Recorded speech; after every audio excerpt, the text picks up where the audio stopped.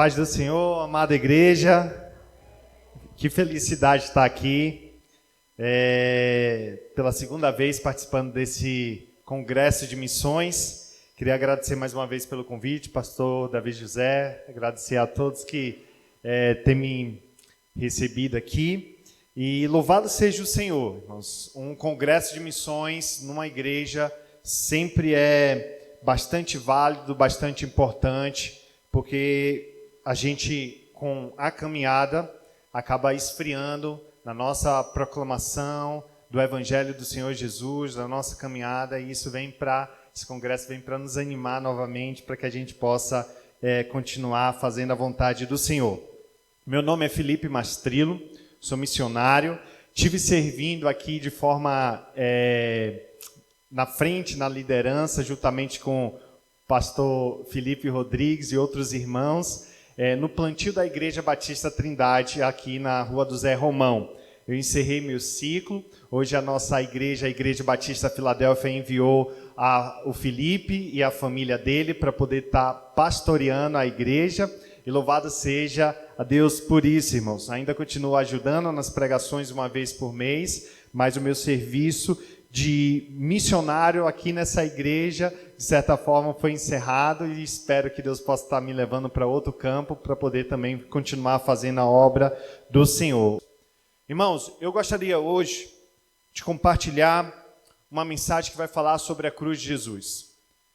É uma velha história, todos nós conhecemos, mas eu gostaria que você agora pudesse me dar a sua total atenção pelos próximos 30, 40 minutos, para que eu possa falar de novo, mais uma vez, sobre esse assunto, e que, se eu for usado por Deus, vai te trazer um novo ânimo, um novo olhar, para que você ame ainda mais a cruz do nosso Senhor. Eu queria que você abrisse sua Bíblia em Lucas, no capítulo 24, versículo 44. A gente vai ler esse verso, e logo em seguida nós vamos orar a Deus, pedindo para que Ele fale através dessa passagem aos nossos corações. Lucas, capítulo 4, versículo 24, versículo 44 ao versículo 49. Diz assim a palavra de Deus: E disse-lhes, Jesus, aqui falando, foi isso que eu lhes falei enquanto ainda estava com vocês. Era necessário que se cumprisse tudo que a meu respeito está escrito na lei de Moisés, nos profetas e nos salmos. Então lhes abriu o entendimento para que pudessem compreender as Escrituras. E lhes disse: está escrito que o Cristo haveria de sofrer e ressuscitar dos mortos no terceiro dia, e que em seu nome seria pregado o arrependimento para perdão de pecados a todas as nações, começando por Jerusalém. Vocês são testemunhas destas coisas. Eu lhes envio a promessa de meu Pai, mas fiquem na cidade até serem revestidos do poder do alto. Vamos orar mais uma vez, irmãos. Santo Deus, Tu és o Deus Todo-Poderoso, o Deus que é justo e santo, fiel, verdadeiro, como a irmã acabou de falar. A gente te louva, Senhor, pela Tua graça. Se dependesse de mim, eu nunca poderia ter um relacionamento verdadeiro e real com o Senhor, pois Tu és santo e eu sou pecador. Mas o Senhor enviou o Seu Filho para morrer na cruz, para perdoar os nossos pecados, e todo aquele que põe a fé no Senhor Jesus Cristo e se arrepende dos seus pecados é salvo. Então nós viemos aqui, Senhor, te agradecer por essa mensagem maravilhosa, e vamos te pedir, Senhor, que o Senhor possa me usar especificamente para edificar meus irmãos, Senhor, pregar de tal forma sobre a cruz que haja conversões aqui, se houver descrente em nosso meio, mas ao mesmo tempo possa animar todos nós a pregar ainda mais a palavra do Senhor Jesus, pregar ainda mais sobre esse Salvador maravilhoso. E essa é a minha oração, em nome do Senhor Jesus. Amém. Irmãos, deixa eu começar fazendo uma breve explicação sobre alguns pontos gerais dessa pregação, e depois eu quero explicar esse texto para todos nós, para que a gente possa apreciar ainda mais a obra do nosso Senhor Jesus. Cada evangelho certo? Mateus, Marcos, Lucas e João.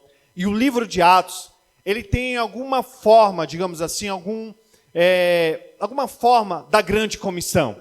Nós chamamos grande comissão aquele capítulo de Mateus 28, versículo 18 a 20, que diz assim: foi-me dada toda a autoridade nos céus e na terra, portanto, vão e façam discípulos de todas as nações, batizando-os em nome do Pai, do Filho e do Espírito Santo, e ensinando a obedecer a tudo que eu lhes ordenei. E eu estarei sempre com vocês até o fim dos tempos. Essa é o que a gente, quando fala grande comissão, nós estamos se referindo a isso, a Mateus, capítulo 28, versículo 18 a 20. Mas cada evangelho tem uma forma do seu jeito da grande comissão. E Lucas também tem. E essa passagem de Lucas, do capítulo 24, do versículo 44 a 49, digamos assim, a grande comissão registrada por Lucas. E esse texto, irmãos, para que a gente possa aproveitar ele de maneira bastante precisa e fiel, ele tem dois contextos, um imediato e o outro maior. O contexto imediato, irmãos, é que o Senhor Jesus, pela primeira vez aqui, segundo o relato de Lucas, está aparecendo, ele ressuscitou e está aparecendo a todos os discípulos num quarto, né? Numa espécie de quarto. Pela primeira vez, as mulheres já haviam ido ao túmulo e não tinham visto Jesus ressurreto. Tiveram uma visão do anjo, dizendo: por que procura dentre os mortos aquele que vive? Não é isso? Depois Pedro foi lá, viu os lençóis, tudo dobrado, mas ainda não tinha visto o Senhor Jesus. E a próxima narrativa de Lucas é falar do caminho de Emaús, onde ele se encontra com 2 discípulos dele. E aí ele se apresenta. E depois Pedro também vê, e agora, nesse exato momento, Jesus está falando com todos os seus discípulos, né, e se mostrando que de fato ele está vivo e venceu a morte. Esse é o contexto imediato, né? Ele está aparecendo e dizendo: eu venci a morte, certo? A salvação foi completada, agora, portanto, vão e preguem esse evangelho maravilhoso a todas as nações. Mas existe um contexto maior. Qual é o contexto maior? É que o Senhor Jesus foi preso, ele foi injustamente julgado, ele foi crucificado, ele foi morto e ele ressuscitou, mas ainda ele não foi levado aos céus. É logo no versículo abaixo. Nesse momento, ele ainda não foi assunto aos céus. E ainda não houve o quê? Atos 2, o derramamento do Espírito Santo. Certo? Então, nós estamos nesse contexto. Então, me permita também falar como é que vai ser minha pregação, para que você não fique incomodado, porque é uma pregação talvez um pouquinho diferente do que vocês possam estar acostumados, mas eu vou te explicar como é que eu vou fazer aqui, para que você possa ir acompanhando e a gente pregando a palavra do Senhor. Eu vou expor Lucas 24 a 44, do 44 a 49. Vou explicar o que isso significa e vou contextualizar para nossos dias. Depois disso, eu vou encerrar a minha pregação com o que eu chamo de aplicações, certo? De maneira bem clara. Vai ter aplicação aqui para jovens, para idosos, para pais, vai ter aplicação aqui para várias pessoas. Então, continue firme, que no final dessa pregação você vai saber o que é que eu tenho que fazer, né? Às vezes a gente ouve uma pregação e a gente fica se perguntando: o que é que eu faço com isso, né? Então eu vou ajudar vocês e, claro, o Espírito Santo aí também vai direcionar o que ele quer que você faça em relação a essa pregação. Então, o meu objetivo é bem simples, irmãos. Eu recebi aqui uma incumbência do pastor Davi José de pregar essa mensagem de que existe somente um Salvador, e por nós termos sido alcançados por esse Salvador, nós devemos sair e evangelizar e pregar a palavra de Deus.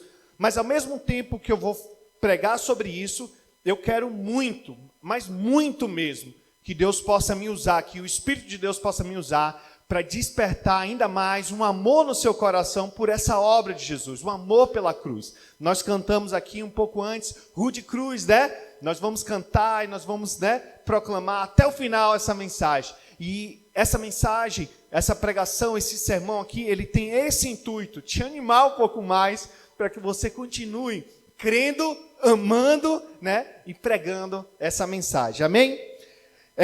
O título é Jesus é o único Salvador, anunciem-no a todos os povos. E ela vai ser dividida assim: o Salvador que foi predito, o Salvador que se sacrificou, o Salvador que deve ser proclamado, o Salvador que não nos deixou órfãos e o Salvador que deu o maior exemplo para nós. Amém, irmãos?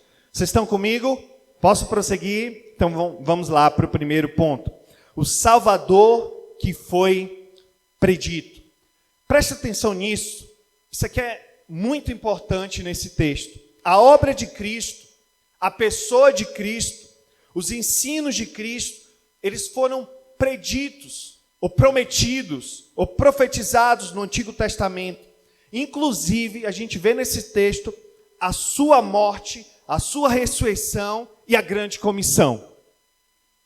Jesus deixa claro, então, que o Antigo Testamento, não uma parte dele, não uma parte, mas todo o Antigo Testamento tem algo a dizer sobre a pessoa, sobre a obra e sobre o ensino de Cristo. Olha só no texto, fica com o texto aberto de Lucas 24, ele diz assim: tudo o que a meu respeito está escrito aonde, irmãos? Na lei de Moisés, nos profetas e nos salmos. Essa é uma forma que os judeus usavam para dividir e se referir à totalidade da Bíblia hebraica, ou o Antigo Testamento. Ele está dizendo simplesmente isso. O Antigo Testamento, que eram as únicas escrituras que existiam nessa época que Jesus estava falando, ainda não havia o Novo Testamento, ele fala, ele testifica, ele diz acerca de mim. Lembra aquela passagem em João, no capítulo 5, versículo 39 e 40, quando Jesus confronta os religiosos da época e diz assim: vocês estudam cuidadosamente as escrituras, porque pensam que nelas vocês têm a vida eterna. E são as escrituras que testemunham a meu respeito. Contudo, vocês não querem vir a mim para terem vida. O Antigo Testamento, irmãos, fala muito acerca da obra de Jesus, acerca da pessoa de Jesus, acerca do ensino de Jesus. O Antigo Testamento também, irmãos, usa várias formas e maneiras para revelar Jesus, incluindo promessas, profecias, aparições, tipos simbólicos e títulos. Por exemplo, uma profecia muito conhecida aqui de todos nós é Isaías 53, falando do servo sofredor, falando que ele viria, que ele morreria, que ele seria esmagado, trucidado por Deus e que ele veria, né, o fruto do seu trabalho. Essa profecia foi escrita 700 anos antes de Cristo. Agora, quando você lê esse trecho de Isaías 53, não parece que é um jornalista escrevendo, vendo o que estava acontecendo ali com Jesus e escrevendo? Parece que foi escrita nos dias de Jesus, de uma forma mais poética, mas parece que ele viu acontecendo. E o que está por trás disso, irmãos, é o Deus onisciente, o Deus todo-poderoso, o Deus que vê tudo e sabe de tudo. E ele profetizou 700 anos antes sobre a obra de Cristo, sobre Cristo e o que ele faria. Mas também, por exemplo, no Antigo Testamento, há o que a gente chama de aparições, né? As cristofanias, andando com Abraão, lutando com Jacó, aparecendo a Moisés, juntando-se com Sadraque, Mesaque e Abednego na fornalha ardente. Quem? Eu mandei, o rei não diz? Mandei 3 porque tem 4 agora. Né? Algumas pessoas dizem que ali é o Senhor Jesus aparecendo. Mas a gente pode também pensar no Antigo Testamento, quando fala de Jesus, quando ele traz, por exemplo, títulos, irmãos. Por exemplo, rei, sacerdote, profeta. O Senhor Jesus é o Rei dos Reis, ele é o sumo sacerdote. Então, o Antigo Testamento, ele fala sobre isso. Agora, talvez você esteja se perguntando assim, o que é que isso importa? Qual é a importância de tudo isso? Primeiro, irmãos, o fato de Jesus ter falado isso significa que Deus queria preparar as pessoas para reconhecer o Salvador quando ele viesse. As profecias, tudo isso, as promessas, a predição sobre Jesus, era para que quando ele viesse, as pessoas pudessem dizer, é ele. Olha a bondade de Deus em relação a isso. Segunda razão, Deus organizou as coisas dessa forma, irmãos, para mostrar que a fé cristã é baseada em fatos, numa fundação confiável. Nossa fé não está baseada em algo, numa novidade, mas é algo que foi profetizado, algo que foi predito, algo que foi escrito muito antes de acontecer. Você imagina o que isso significa para a minha fé e para a sua fé? Por exemplo, a profecia de Isaías 53, 700 anos, tão acurada desse jeito, tão perfeita. Você lê e você vê o Senhor Jesus ali, somente um Deus que conhece todas as coisas, um Deus que é todo poderoso, o Deus verdadeiro pode anunciar algo que vai acontecer sem nunca ter acontecido antes. Então isso serve para estreitar fortificar a nossa fé. Mas há uma terceira razão que vai nos ajudar a compreender um pouco mais a temática de hoje à noite. É que tudo isso nos mostra o coração missionário do Deus Trino. O Deus Trino é um Deus missionário. Ele preparou tudo para o envio do Salvador. Nós temos um Salvador hoje por causa do coração amoroso, misericordioso, bondoso, generoso do Deus Trino. E isso significa que esse sempre foi o plano de Deus. Se o Antigo Testamento fala sobre Jesus, sobre a obra de Jesus, então isso está mostrando para nós que esse é o coração de Deus e que sempre isso esteve em primeiro plano no coração e na mente e na vontade de Deus. Quer ver? Abra comigo sua Bíblia, por favor, em Gênesis 12, versículo 2 e 3. Gênesis 12, versículo 2 e 3.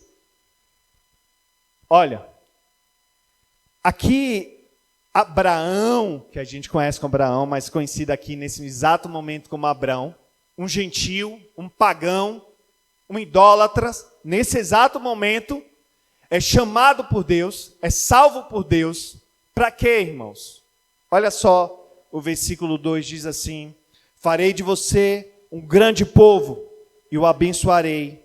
Tornarei famoso o seu nome e você será uma bênção. Abençoarei os que o abençoarem e amaldiçoarei os que o amaldiçoarem. E por meio de você, todos os povos da terra serão abençoados. Amém, irmãos? Serão abençoados. Esse homem é o pai, né, de todas as nações, digamos assim, o pai da fé, né? A nação israelita, a nação hebraica começa aqui com esse homem, né? Um pagão, um gentio, um idólatra que não conhecia Deus, e Deus o salva, né? Com qual intuito?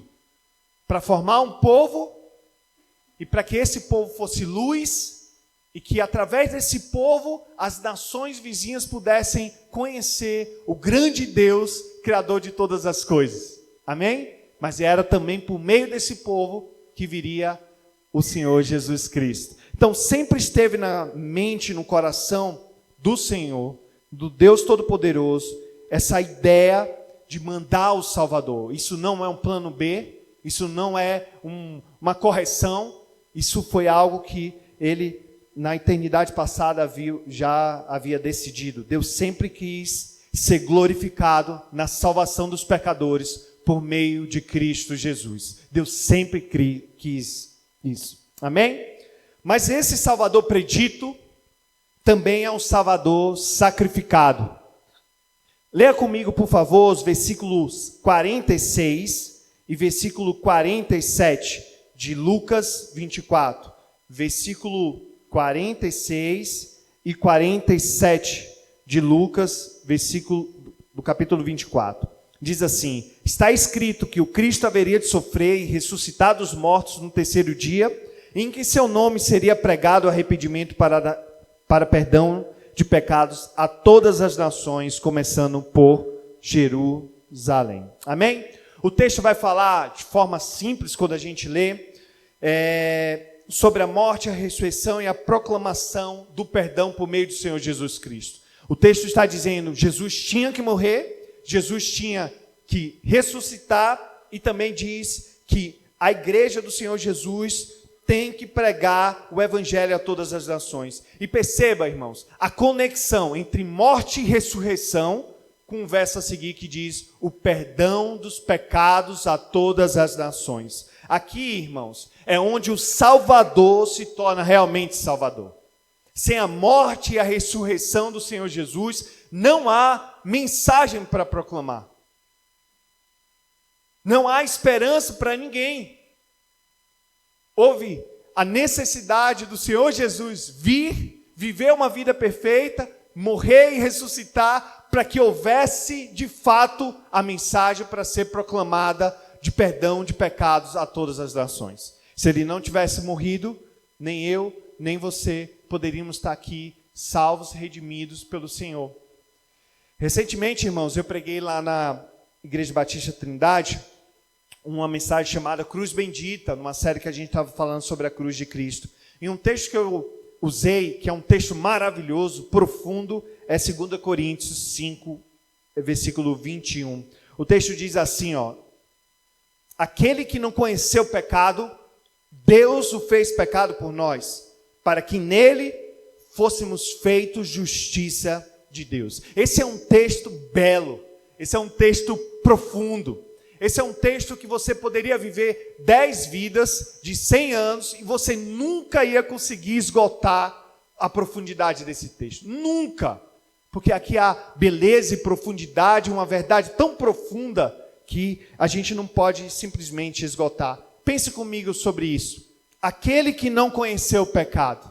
Aquele que não conheceu o pecado se refere ao Senhor Jesus. Jesus nunca pecou. Seu andar sempre foi piedoso. Ele sempre se lembrou de cumprir a menor lei de Deus, a maior lei de Deus.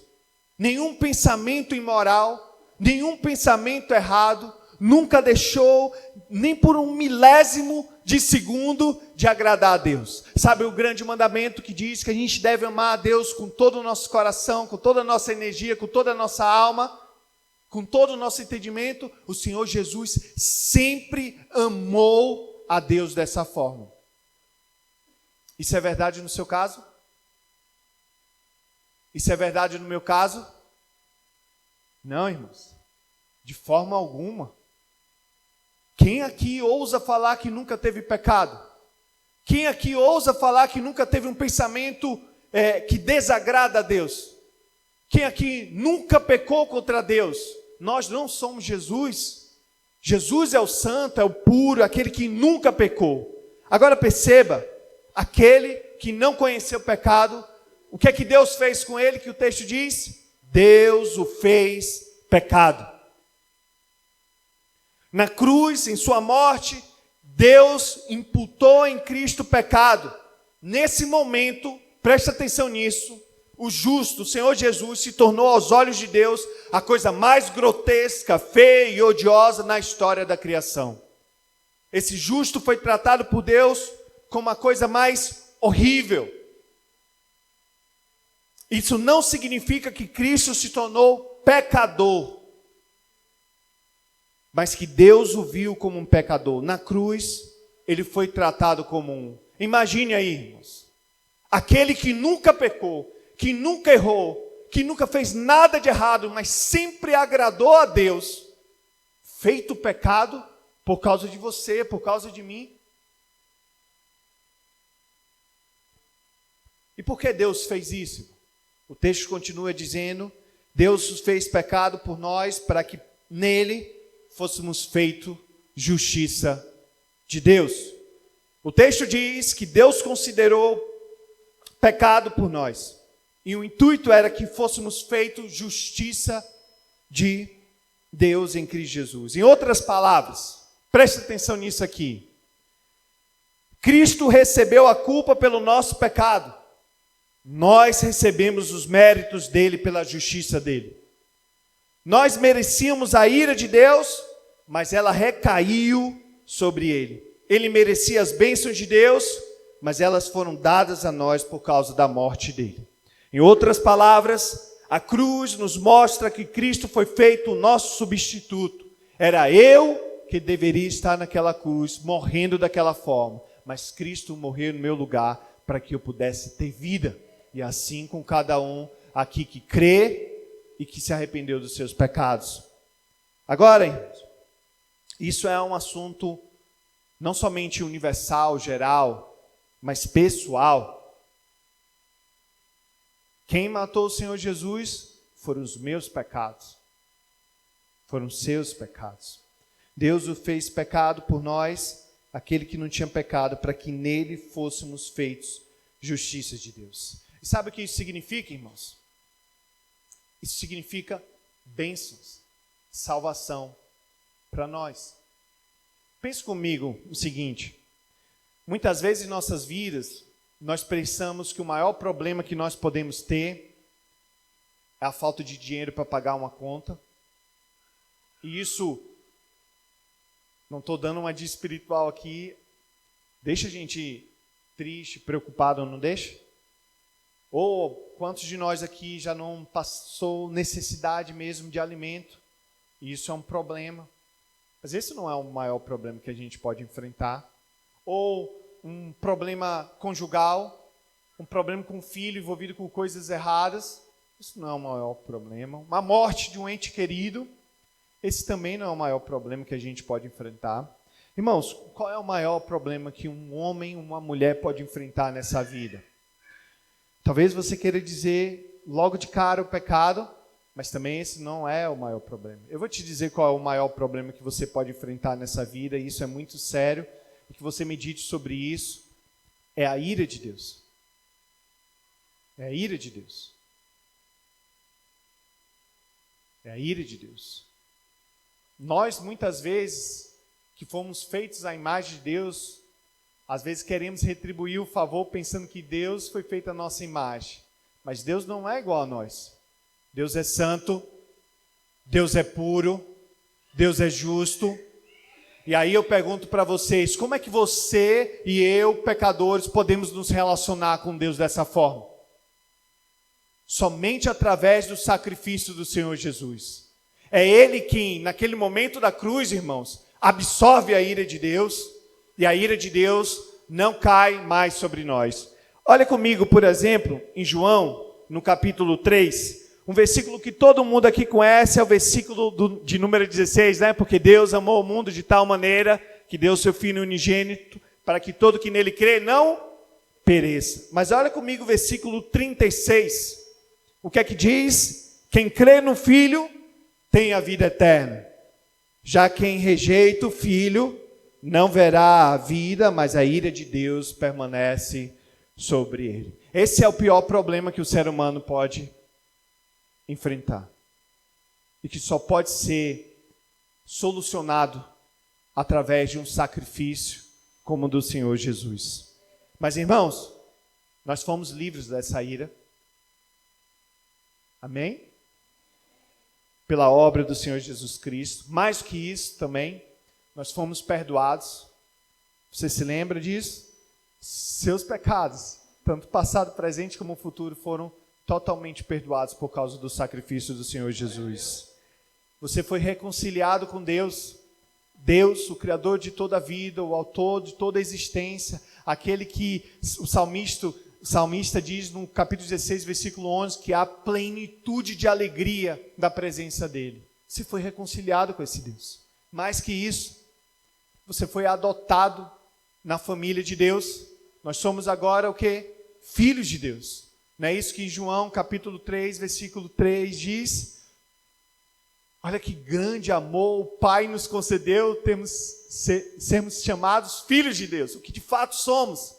Porque todos aqueles que estão em Cristo são filhos de Deus. Amém, irmãos? Justificados diante de Deus. O sangue de Jesus, a obra de Jesus, quando verdadeiramente aceita, quando você crê verdadeiramente, você se arrepende dos seus pecados, Deus lhe declara justo diante dele. Você não precisa pagar por mais nada. Ele não vai esfregar seu pecado na sua cara. O Filho pagou o preço. Amém, irmãos? Olha comigo, 1 Pedro, capítulo 1, versículo 18, por favor. 1 Pedro, capítulo 1, versículo 18, por favor. Diz assim o texto: pois vocês sabem que não foi por meio de coisas perecíveis como prata ou ouro que vocês foram redimidos de sua maneira vazia de viver, transmitida por seus antepassados. Prata, o que é que o texto diz? Prata e ouro. O sangue de Jesus, irmãos, é muito mais valioso. É um tesouro inestimável, não dá para calcular, porque nos traz benefícios maravilhosos. Vamos passar para o terceiro ponto, irmãos, que é como se fosse o centro da temática do nosso assunto hoje, que diz o Salvador que deve ser anunciado. Por isso, devemos entender que o Evangelho, os feitos de Jesus, a sua vida, a sua morte, devem ser proclamados a todos. Eu acho que isso é muito claro nesse texto, não é, irmãos? No capítulo 24, versículo 47. E que em seu nome seria pregado arrependimento para o perdão de pecados para todas as nações. Amém? Isso é o testemunho do Novo Testamento. Se você abrir lá em Mateus 28, ele vai dizer que a gente deve fazer discípulos de todas as nações. Se você abrir lá em Marcos 16, 15, vai dizer que a gente deve pregar o evangelho a toda criatura. Se você continuar, chegar em Atos, no capítulo 1, versículo 18, vai dizer o quê? Quando descer o Espírito Santo, vocês serão minhas testemunhas em Jerusalém, em toda a Judéia e Samaria, até os confins da terra. Mas existe um versículo, irmãos, que é maravilhoso, que é em Mateus 24, versículo 14, que diz assim: e este evangelho do reino será pregado em todo o mundo como testemunha a todas as nações, e então virá o fim. Esse é o testemunho do Novo Testamento. O evangelho deve ser pregado a todas as pessoas, a todas as nações no mundo inteiro. Agora, quando você prega o evangelho, quando você anuncia as boas novas do Senhor Jesus Cristo, quando você ensina sobre a morte, a sua ressurreição, o que a gente deve exigir ou esperar que as pessoas façam? Quando você anuncia que Jesus veio, morreu e pagou o preço, o que é que nós devemos esperar das pessoas? Duas coisas, pelo menos: fé e arrependimento. Fé e arrependimento. Irmãos, quando você prega, você não pode exigir uma resposta barata das pessoas. É fé e arrependimento. Elas precisam crer que de fato Deus enviou seu Filho para morrer, para viver uma vida perfeita, morrer na cruz, ressuscitar, e assim o preço pelo pecado, o perdão ser disponível aos pecadores. Aí ela crê, e ela põe a sua fé nisso. Senhor Jesus, eu creio, não há esperança de outra forma, não há outro Salvador, eu creio. E nós devemos esperar isso dessas pessoas. Mas não somente isso, irmãos. A fé é como um start, e ela deve vir, o quebrantamento, o arrependimento dos pecados, ela deve ter esse encontro com o Senhor Jesus, como Paulo teve na estrada de Damasco, e mudou totalmente, né? E essa deve ser. O problema, irmãos, é que nós estamos vivendo numa época de igrejas onde tudo se aceita, onde tudo está bom, onde vocês aí, eu vou falar o que vai trazer ego para vocês, que vai trazer conforto. Mas o ministro do Senhor, um pastor, um pregador, um missionário, deve se atentar e ser fiel à palavra de Deus. De que adianta, irmãos, ano após ano, um pastor, um missionário, ou um obreiro pregar a palavra de Deus, pregar uma palavra, não a de Deus, que vai te trazer conforto, vai te trazer alegria, que vai te colocar, sabe, assim, num bom ânimo. Mas no final você ouvir aquelas palavras: afastem-se de mim, vocês que praticam mal, eu não os conheço. De que adianta? De que adianta? Tem muita gente na internet dessa forma hoje em dia. Meninas, homens, pregando um evangelho que não é o evangelho do Senhor Jesus Cristo, de que adianta? No final, irmãos, não vai dar certo, vai ser tragédia. Pode parecer bom agora, né? Como qualquer pecado é bom no início, parece que está dando tudo certo, mas no final traz o quê? Morte, mata.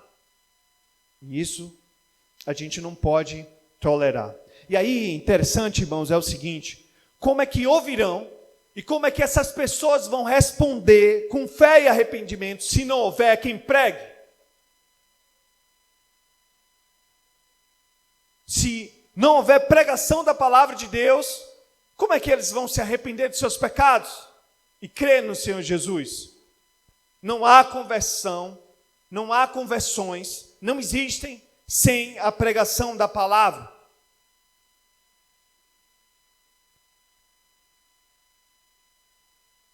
Não é isso que Romanos 10, versículo 13 a 16 diz? Como ouvirão se não há quem pregue? Eu acho que foi recentemente, né? Eu acho que foi o Casagrande que anunciou uma liquidação, não sei, que ia fechar as portas, não é isso? E aí eu acho que, não sei se vocês foram, né? Mas eu acho que tinha muita gente lá para poder comprar, né? Irmãos, quando uma loja entra em liquidação, em promoção, como é que os clientes vão se beneficiar se não houver divulgação?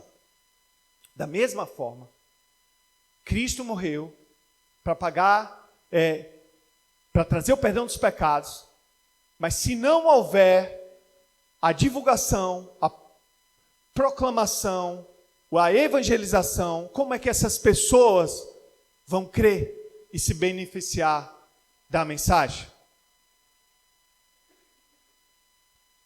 E aí, se você perceber nesse texto, irmãos, uma coisa que é muito importante, ele diz assim, começando por Jerusalém.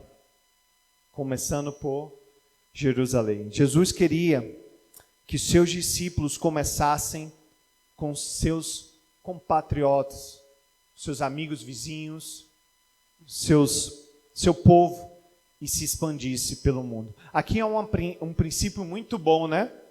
Para nós como igreja e como cristão. Por exemplo, como igreja, de que adianta, por exemplo, fazer campanhas evangelísticas, ações evangelísticas em outra cidade, enquanto aqui em Barreira nós não estamos fazendo nada. Temos que começar por aqui. E também pessoalmente, irmãos.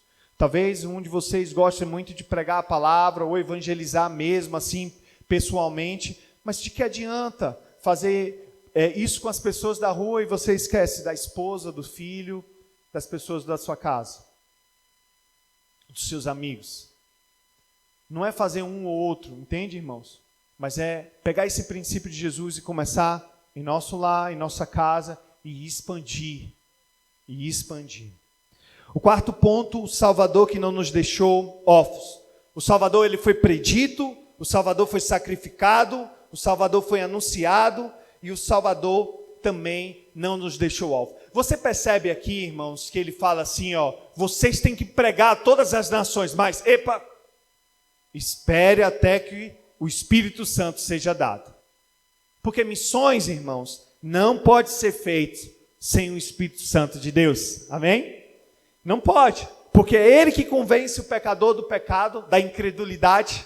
É Ele quem nos empodera, nos capacita para poder viver uma vida cristã verdadeira e poder pregar a palavra com ousadia. É Ele que testemunha de Cristo. Sem o Espírito Santo, irmãos, toda ação evangelística, toda ação missionária, ela não vai surtir nenhum efeito. É necessário o Espírito. Mas olha, irmãos, nós não estamos nessa mesma época dos discípulos. O Espírito Santo aqui nesse contexto desse texto vai ser dado ainda em Atos 2.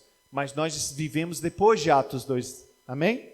Então, o Espírito já foi dado. Nós temos o Espírito. E a minha pergunta é o seguinte: eles tinham a ordem, mas não tinham o Espírito ainda. E o Senhor Jesus mandou esperar até que o Espírito fosse dado. Não façam nada. Depois que eles receberam o Espírito ali em Atos 2, o que foi que aconteceu? Pregação da palavra, abundância da palavra, evangelismo e mais. Aí a pergunta é o seguinte: nós já temos a ordem, nós temos o Espírito Santo quando nós nos convertemos. Vamos pregar ou não? Vamos anunciar ou não? Deixa eu contar duas histórias que aconteceram comigo. Uma se chama O Homem Baleado e a outra A Moto Misteriosa. Eu fazia esse percurso Fortaleza Barreira direto, todo domingo, quarta-feira, né, e alguns outros dias da semana. E um dia eu voltando com uma irmã, nós percebemos uma luz assim meio estranha, né? E eu estava dirigindo, aí eu passei para outra faixa, porque parecia aqueles guardinhas, né? Sinalizando assim, vai por essa faixa, que aqui não pode passar. E quando eu cheguei mais perto, meio que já o carro passando, eu vi de relance um homem com um celular, na verdade, acenando, pedindo ajuda. E deu para perceber que ele estava coberto de sangue. Eu passei o carro, parei mais na frente, tinha duas pessoas comigo, mulheres, e eu pedi para ficar lá no carro e fui ver o que é que estava acontecendo. Quando eu vi, cheguei mais perto, ele estava caído no chão, uma poça de sangue, já balbuciando palavras assim meio que sem sentido, a pele já ficando mais clara, e eu pensando naquela hora, eu tenho que pregar a palavra de Deus aqui, eu tenho que pregar a palavra de Deus. Irmãos, eu fiquei tão preocupado em pregar a palavra de Deus, que eu meio que perdi o momento, sabe? E eu estava olhando aquela situação, não sabia o que acontecia, aí daqui a pouco já veio um caminhão, parou ali a rua toda, para que os carros, era na BR, não passasse, né? Não acontecesse outro acidente, depois veio uma ambulância, e eu perdido assim, querendo pregar a palavra do Senhor, e acabei não tendo essa rapidez de raciocínio, independente se ele estava me ouvindo ou não, né? Porque ele estava balbuciando, não sabia se ele estava me ouvindo. E naquele momento eu titubeei, né? O missionário não aproveitou. Acontece, irmãos. Às vezes nós realmente erramos, não pregamos a palavra. E eu saí ali naquele dia entristecido, porque eu não sei se ele sobreviveu ou não. Realmente tinham tomado alguns tiros. E eu não sei o que foi que aconteceu. E eu perdi a oportunidade de pregar a palavra de Deus nesse dia. Então, no outro dia, os irmãos aqui da IBT sabem, eu caía muito nos buracos que tinha, né? E furava muito pneu, eu tinha que ligar para algum irmão para poder me resgatar. E aí um dia desse eu caí no buraco, o irmão falou, eu estou indo aí, vou pegar você, mas demorou um pouquinho mais. E aí, bem daquela descida ali da Jandaia, né? Que é como se fosse um vale ali, onde tem lá embaixo só os matos. E o missionário aqui, cheio de coragem, e eu olhei assim, lá em cima vi uma moto apagando e acendendo a luz, apagando e acendendo a luz. Aí eu, na minha mente criativa, pensei assim, rapaz, olha como o pessoal é criativo, está apagando a luz para eu não ver que ele está se aproximando, vai me assaltar quando chegar aqui. Aí, daqui a pouco a moto foi se aproximando, zigue-zagueando e parou exatamente 1 metro do meu carro. Aí desceram 2 pessoas e eu fiquei naquela tensão. Aí eu acho que mais ou menos 1 minuto depois o carro passou, o carro policial. Aí parou.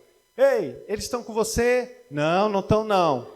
E eu pensando assim que eles iam descer, né, ajudar, fazer alguma coisa. Aí eu falei, não estão não. Aí, tá bom. Aí eu fiquei assim, tá bom. Você não quer ficar aqui não? Não, a gente precisa ir para ali, para outra cidade. Aí foi embora, né? Aí eu fiquei com as 2 pessoas, não sabia quem eram, né? E aí, conversa vai, conversa vem, irmãos, que foi que, resumindo aqui a história, eles estavam com tanto medo de mim como eu estava com eles, certo? Eram pessoas de bem, né? Não eram assaltantes. Mas aí, quando chegou nesse exato momento, eu pensei o seguinte, o homem baleado. Aí eu falei, não pode ser. Deus, pela sua soberana bondade e graça, permitiu que a moto dele faltasse gasolina, bem onde tinha um carro do missionário no prego. Aí eu falei, tá bom. Aí eu cheguei para eles, virei assim e falei assim, ei, sabe de onde eu vim? Aí eles já se assustaram, né? Aí eu falei assim, eu vim da igreja, estava pregando lá a palavra. Deixa eu te contar aqui sobre Jesus. E comecei a pregar a palavra de Deus. Amém? Então, isso veio, irmãos, não somente pelo estudo e pela urgência do texto das Sagradas Escrituras, mas também de uma experiência negativa que eu tive, de uma possível, falta de coragem para pegar a palavra de Deus para uma pessoa que estava possivelmente morrendo. E aí, naquele outro momento, eu falei, eu não vou desperdiçar o tempo para poder pregar a palavra de Deus. Há uma urgência para pregar. E é por isso que o Senhor Jesus nos deu também o Espírito Santo, para nos capacitar, empoderar, para que a gente pregue a palavra do Senhor. E a gente não perca as oportunidades, não perca o tempo. Por fim, irmãos, eu quero só lembrar, e aqui eu vou passar para minhas aplicações para eu poder encerrar, 2 Coríntios 8:9, que diz assim: pois vocês conhecem a graça do nosso Senhor Jesus Cristo, que sendo rico se fez pobre por amor de vocês, para que por meio da sua pobreza vocês se tornassem ricos. Isso foi o que o Senhor Jesus fez. Ele, como o maior dos missionários, desceu do céu, pregou a palavra de Deus, e mais do que isso, se sacrificou para que eu e você pudéssemos ter vida. Esse é o maior exemplo. Ele não somente é o nosso Salvador, ele é o nosso maior exemplo de urgência, de pregar a palavra de Deus. Então, eu encerro a minha pregação com as seguintes aplicações. Escute aqui, pare sua atenção. Sei que ficou um pouquinho disperso, mas volta a sua atenção aqui para mim, para que você possa sair aqui com algumas lições. Primeiro, mortifique a familiaridade com a cruz. Se você está muito confortável com a cruz de Cristo, com a obra de Cristo, com o Evangelho de Cristo, trate-se de se ajeitar com o Senhor. Não está certo viver nessa falta de ânimo, né? De amor, de devoção, de fervor em relação a essa mensagem. Mortifique qualquer familiaridade. Você sabe o que é isso, né? A gente vai conhecendo uma coisa mais e mais e mais e vai se acostumando com ela. A cruz de Cristo não pode ser, a gente não pode se acostumar com ela. Aos pais, tenho uma mensagem para vocês. Evangelize seus filhos. Não negligencie essa tarefa. Não delegue essa tarefa para outras pessoas. É sua responsabilidade ensinar as Escrituras, ensinar sobre o pecado, ensinar que somente Jesus pode salvar. Não há outro caminho. E pais, Deus irá cobrar cada um de nós sobre essa responsabilidade. Você deve evangelizar os seus filhos. Você deve pregar a palavra para eles. De que adianta, por exemplo, irmãos, eu estar aqui pregando a palavra de Deus se eu não evangelizar ao meu filho, se eu não pregar para ele, se eu não ensinar, se eu não me esforçar? É claro que nós não vamos ser perfeitos. É claro que nós podemos esquecer um dia, mas nós precisamos colocar isso como prioridade. Deus confiou a alma do seu filho e da sua filha a você, para que você pregue a palavra de Deus, para que você ensine o caminho de Deus a ele. Aos idosos, presta atenção aqui, aos mais velhos, tá bom? Que poderiam ser meus avós. Eu quero falar para você aqui, para você, escute bem. Não desperdice a sua velhice dizendo que já fez muito e que agora só quer descansar. Você deve, visto que você humanamente falando, seu tempo para encontrar o Senhor está se aproximando, então você deve se empenhar ainda mais, cada vez mais, para juntar tesouros nos céus. Então, desligue a TV, vá evangelizar seus netos, evangelize seus vizinhos, pregue a palavra, dedique-se à oração, ore para que mais pessoas se levantem nessa igreja para pregar a palavra, ore pelos pastores, ore pelos presbíteros, missionários. Não desperdice a sua velhice, né? Fazendo outra coisa, senão fazendo a vontade do Senhor. Amém? Se você é avô ou se você é avó, você pode pregar a palavra de Deus para o seu neto. Além dos seus filhos, para o seu neto. Então, vamos arregaçar as mangas e fazer isso. Aos jovens, dediquem suas vidas a fazer o nome do Senhor Jesus Cristo conhecido em todos os lugares. Sejam vocês mesmos missionários em suas escolas, em suas ruas, preguem a palavra com fervor, vontade e fidelidade. E busque, de fato, orar ao Senhor para que os seus amigos, sua amiga, seu amigo, possam conhecer o Senhor Jesus Cristo. Não há nada impossível para o Senhor Jesus Cristo. Nem mesmo um perseguidor da igreja, como Saulo de Tarso, pôde resistir à graça e à bondade, à salvação do Senhor Jesus, quando ele decidiu revelar o Filho dele nele. Amém, irmãos? Então, aos jovens, dedique-se a isso. Não desperdice seu tempo em horas e mais horas na internet, em horas e mais horas assistindo filmes e seriados, mas faça da palavra de Deus seu verdadeiro alimento, converse com o Senhor Jesus Cristo e pregue a palavra para os seus amigos. Essa vida que às vezes o mundo oferece é perdição, é tragédia e vai resultar em condenação eterna no final das contas. Portanto, seja um jovem diferente e viva para o Senhor. Irmãos, deixa eu falar de novo essa aplicação. Se a velha cruz, se a obra de Cristo não lhe emociona, não lhe espanta, ela não é mais querida para você, ela não é preciosa, se você não olha para a morte de Cristo e a salvação conquistada por Ele como um tesouro de maior valor que pessoas, bens, entretenimentos, então eu quero alertar você com todo amor, cuidado, muito cuidado. Você está numa situação e num caminho de risco e perigo. Se a cruz de Cristo não é nada para você, não lhe emociona, não é real para você, cuidado. Você está a um passo de tropeçar e cair muito, mas muito feio, irmã. Então endireite com o Senhor, se arrependa desse pecado e se volte para Ele.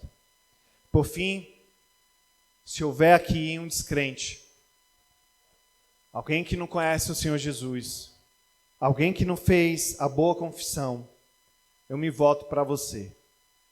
Não há na terra, você pode procurar em todo lugar, salvação em nenhum outro nome.